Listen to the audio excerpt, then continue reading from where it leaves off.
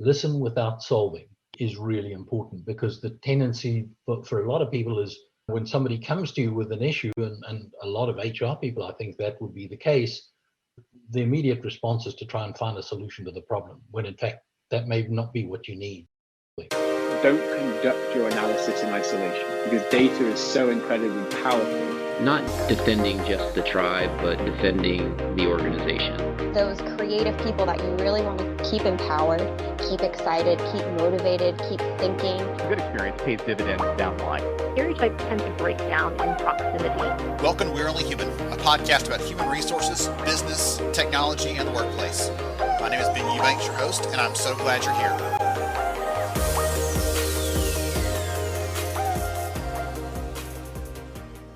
Hey everyone, it's Ben Eubanks, host of We're Only Human, and I'm so glad you're here today. I'm excited for today's conversation because we're going to dive into HR leaders' kind of day in the life. We're going to talk about what's like in their organization, their industry, and it's an area that I have not spent time in personally or professionally, so I'm curious to dive into this. So I have here with me Gordon Simpson. He is the SVP of Human Resources for the Americas region for DHL. So Gordon, welcome, sir. Thank you. So I'm in the DHL Global Forwarding division. There are 4 other divisions that form part of the DP DHL group. So I look after the forwarding business here in the Americas region. Okay, excellent. See, already it's a tremendously complex organization, and I'm gonna learn some fun things, I can tell, in the conversation today. So why don't you go ahead and give us a little bit of insight into who you are, what you do, and when you're not at work, what's something fun that you enjoy personally? So just give us a little bit of background on you. I look after human resources for the Americas region, and then I have a global role as well as the lead for employee relations, industrial relations for the global forwarding division. So that keeps me pretty busy. It keeps me in contact with what goes on in the rest of the world, and it allows me to keep an open mind in terms of some of the HR issues that we face on a global basis. Outside of work, I have a couple of young grandchildren who I really appreciate spending time with, and I'm a very keen golfer. I also thoroughly enjoy cooking, and I read quite extensively. So those are the things that I like doing. Exciting, both at work and not. Fun. I've got to clarify just to make sure I got this one correct, because you said cooking.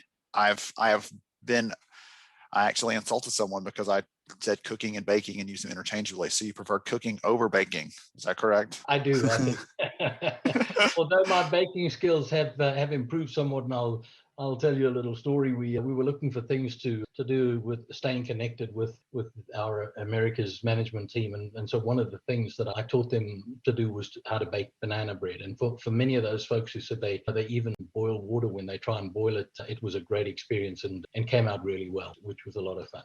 That is so fun. That's one of our kids' favorites. So that is great. I love that. It's been really intriguing to hear the different ways people have tried to stay connected over time. And I'm beyond just another happy hour. I'm looking for other kinds of examples and stories and things. So that's a fun one to weave in there. I love that. Yeah. So tell me more about the talent focus at DHL, because again, it's one of those things people generally are aware of, right? They've seen a truck go by or they've gotten a delivery at one point, but we only see this little snippet from our consumer perspective. Talk about it from a talent perspective. What's a focus for you and for the team there at DHL?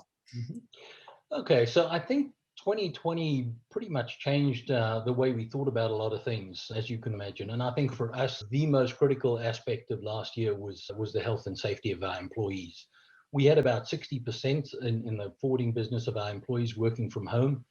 And that happened literally overnight. And we went from people working in the office in the middle of March of last year, and that was on the Friday. On the Monday, the vast majority of people were working from home. And that was a very different world that people had entered into. So I think for us, some of the key drivers around talent are, we have a goal to become a great place to work for everyone. And of course, part of that whole thing, when we talk about for everyone, the developments in the US around diversity, equity, and inclusion changed fundamentally last year, I think, with what happened with the Black Lives Movement. So there's been a huge focus on the whole area of diversity, equity, and inclusion in 2020. And I think that will continue with us into the future for sure. Employee engagement, I think, was really important. And I'll maybe talk a little bit about that later on. But this idea of people being able to stay connected. And for us, it was quite intriguing because our organization's purpose is staying connected and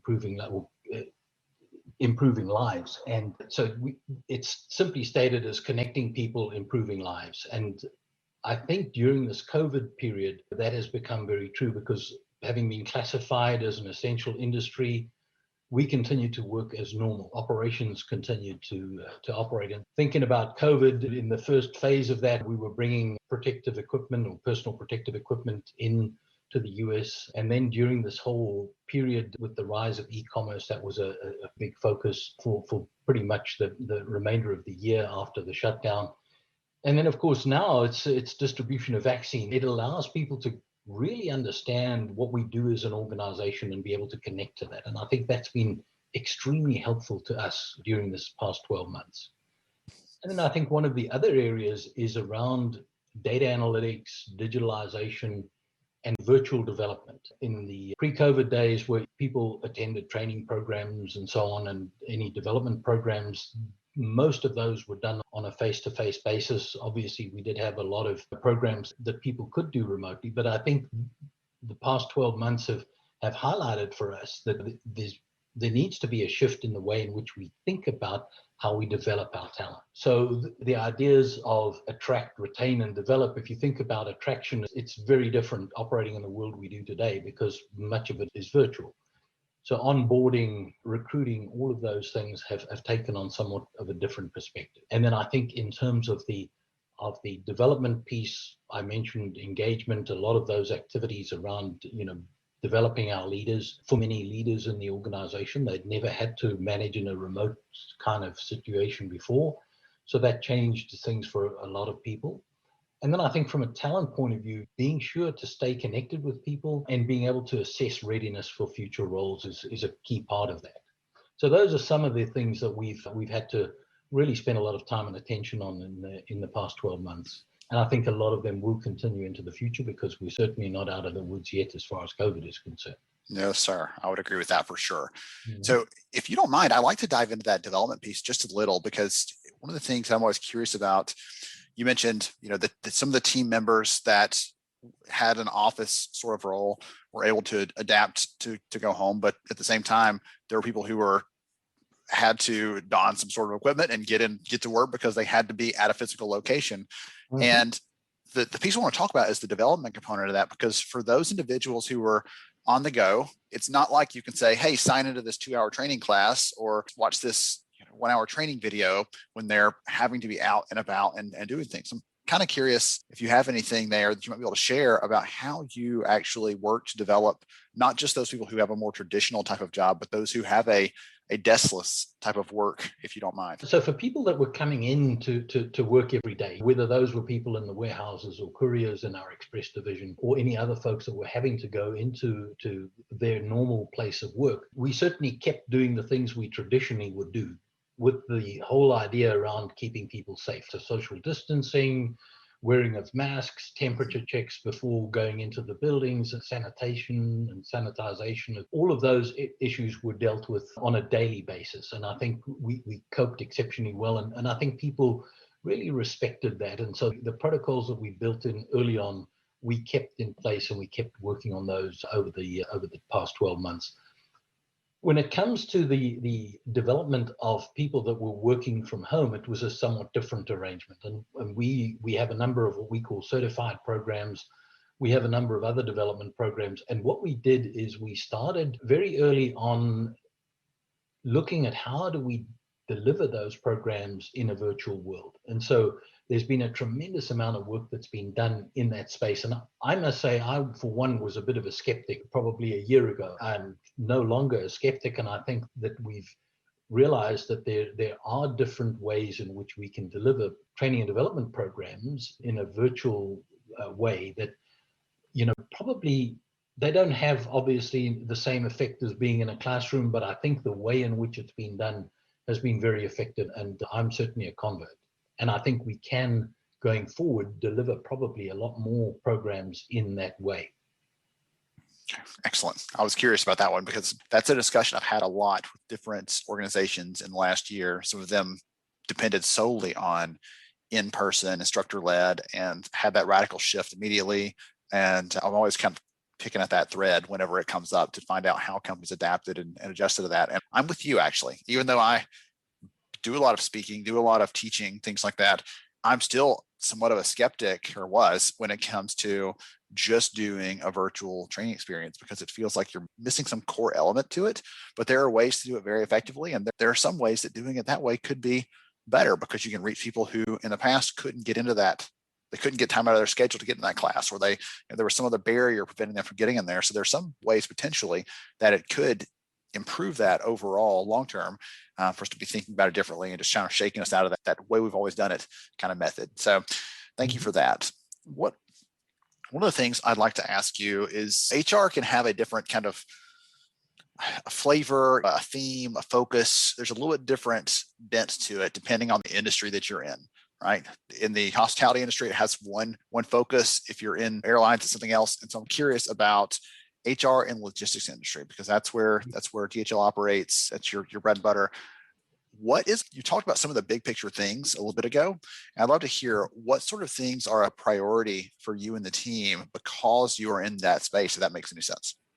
Okay. It's real interesting that you raised that question, because I don't believe that there is necessarily a significant difference in the way in which we deal with HR related issues, regardless of the industry. I think the fundamentals of HR are the same. And I've said this before, whether you're operating in Indonesia, India, or Indiana, right? The basic fundamentals are the same. I think that context and culture certainly impact significantly the delivery. But at the same time, I think the essence of human resource management is pretty similar across industries. It takes a bit of a different shape and form. And if I think about our industry, when you look at the logistics industry, a large part of that is dealing with what we would call blue collar workers, or workers that work in an operating type environment. And that, I think, is a little different. But the basics around the things that we really believe in around driving employee engagement, regardless of where you happen to work in our organization, whether that's which division you're part of, which location you're part of, it doesn't really matter. For the logistics industry, I think it hasn't been one of those industries that has tended to be hugely attractive to all and sundry. But I do think when people get into the industry, they tend to stay for a long time for the most part. And I think part of that is organizationally, and I mentioned this a little earlier, organization is a kind of purpose-driven organization. When people can start connecting the dots in terms of what it is they're doing and why it's important, and making sure that we provide the kind of environment, it really helps drive engagement. It helps drive retention. And I also believe that if we can create the opportunities for everybody to grow in the organization, regardless of where you may be or what role you might be performing, I think that has a significantly positive impact on some of the outcomes. Now, we're a massive organization. DHL operates in over 220 countries and has 570,000 plus people. So obviously there are very different parts of the business which may have different requirements in terms of the kind of people that we might employ, or the type of work that they may be doing. What we do try and do is provide opportunity for everybody in the organization, regardless of where you might be or what role you might be performing. Interesting. All right. See, from my outside perspective, just looking at, I'm always making assumptions because I haven't done that, right? The HR experience I've had has been in software, it's been in nonprofits, things like that. And so I'm making the guess that because the focus is on moving people from place to place, it might be more heavily around, let's find ways to move people inside the business, right? With mobility, or we talked about development a little bit ago. It might be more focused on, we have a weird data driven. We have to be on at this place at this time, and there's all these factors we have to have perfectly lined up from a supply chain perspective to make that happen.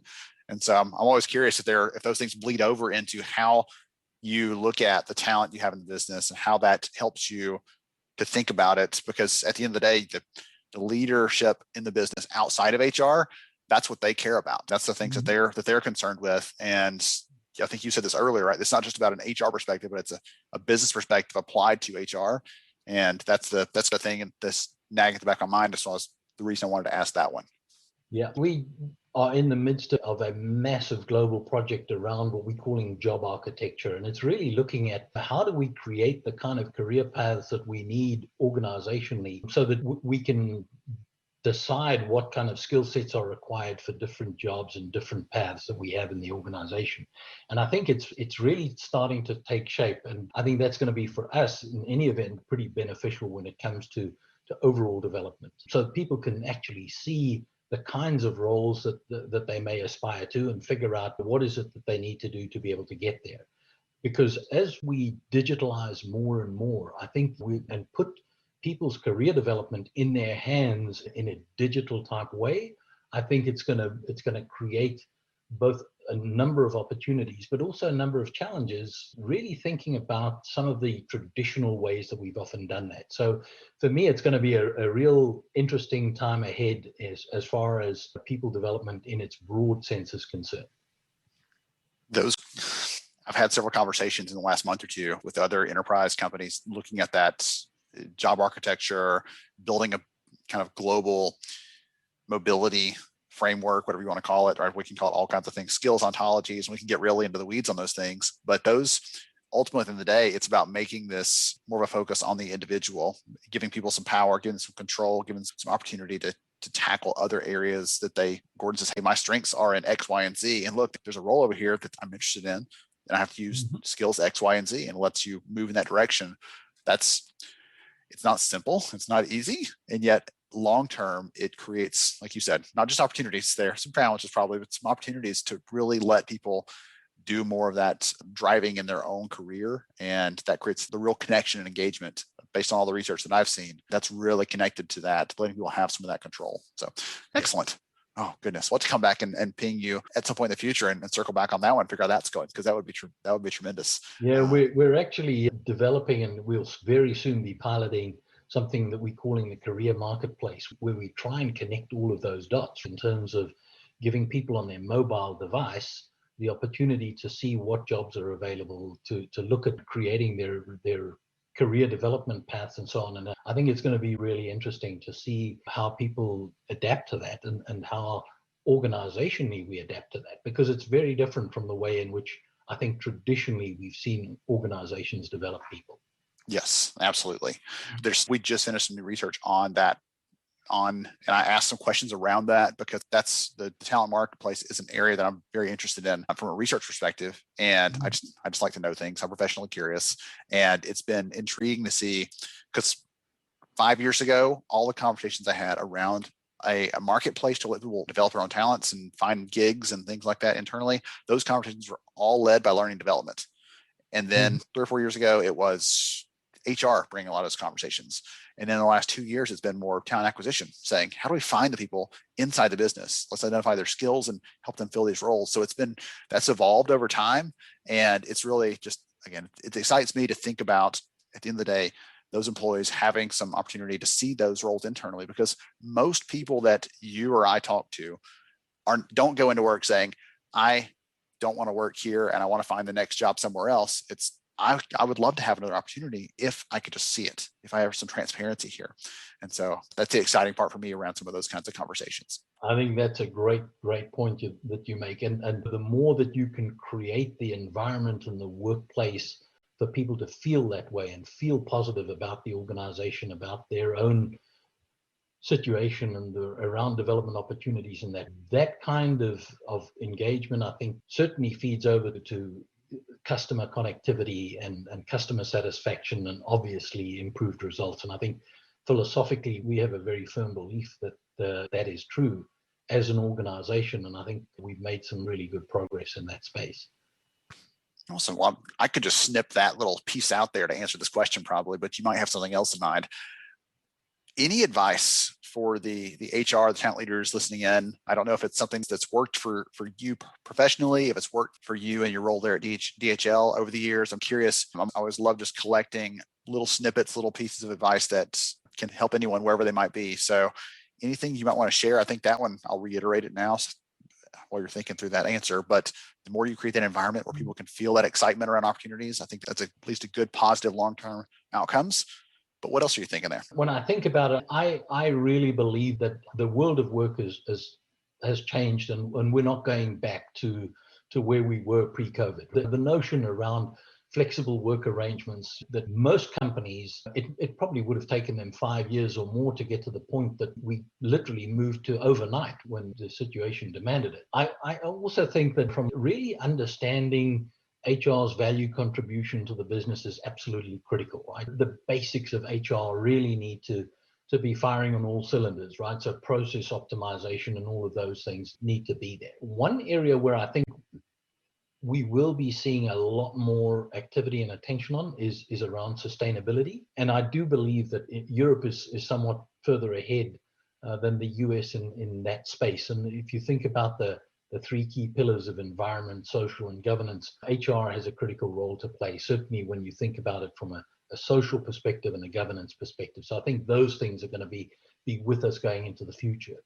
But in terms of advice, ultimately, I think for many people, and people always used to laugh about this and say, why did you get into HR? And because I like working with people. I think realistically, that's probably not so much the case. Yes, it's critically important, but I think the way in which we deliver HR services is going to look a little bit different.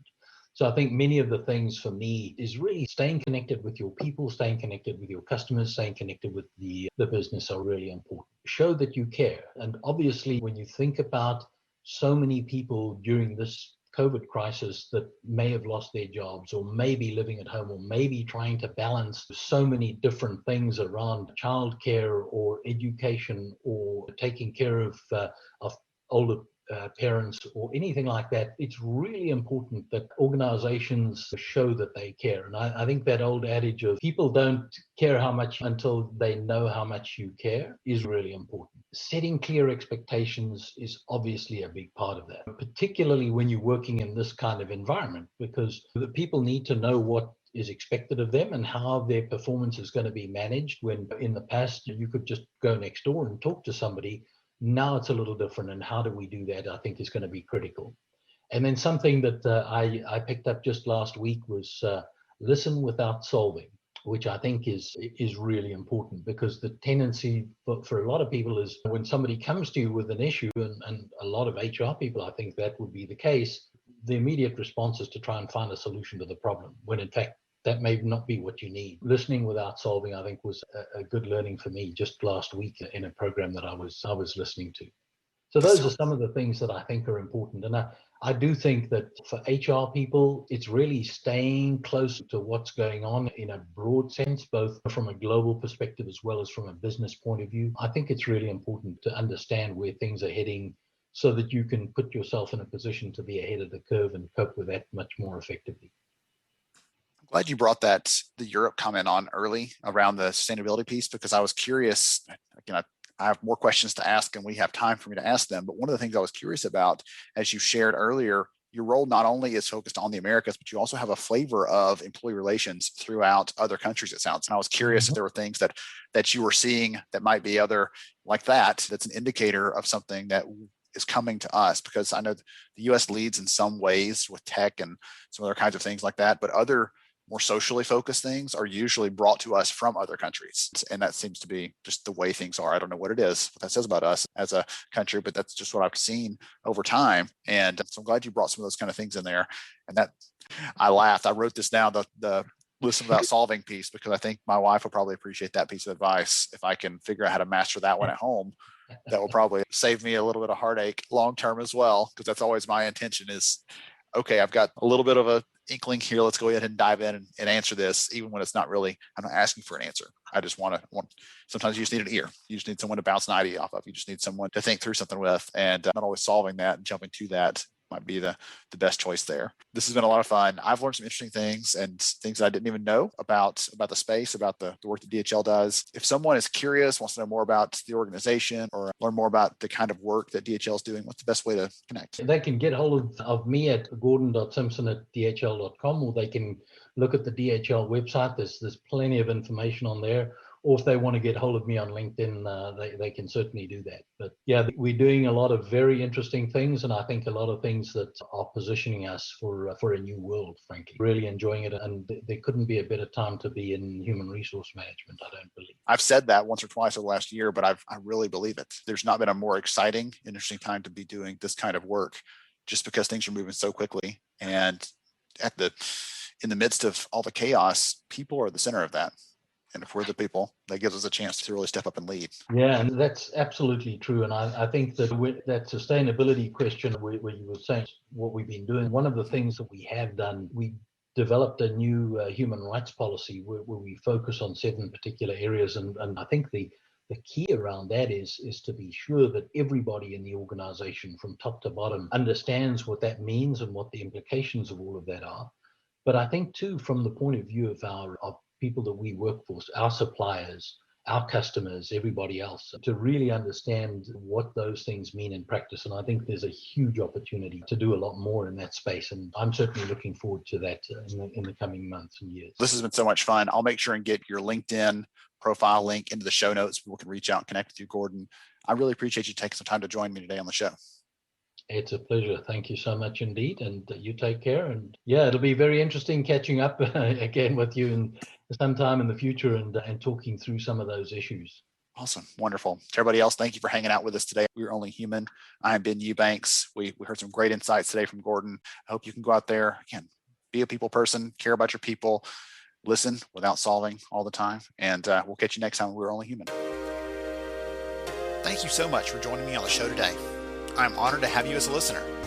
If you enjoyed this episode, please take 10 seconds to rate it at iTunes, Stitcher, or wherever you listen to your podcast. Also, if you know a friend that could benefit from today's conversation, please pass it their way. After all, a rising tide lifts all ships. To see show notes, sponsor information, and our full show archives, visit onlyhumanshow.com.